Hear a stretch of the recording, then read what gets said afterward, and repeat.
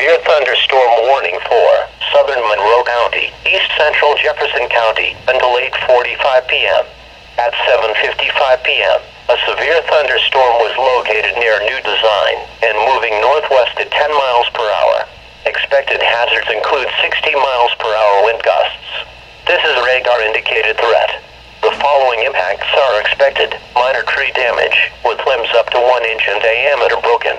Locations impacted include Herculaneum, Peebly, Crystal City, Festus, Barnhart, Valmeyer, Fountain, Wartburg, Mays-Town, Chalfin Bridge, Madonnaville, Foster Pond, Monroe City, Harrisonville, Kimmswick, and Hematite.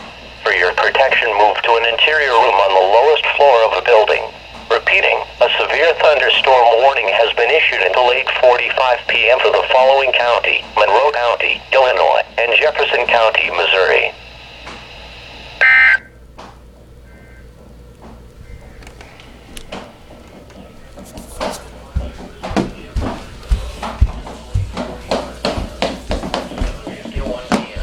National Weather Service.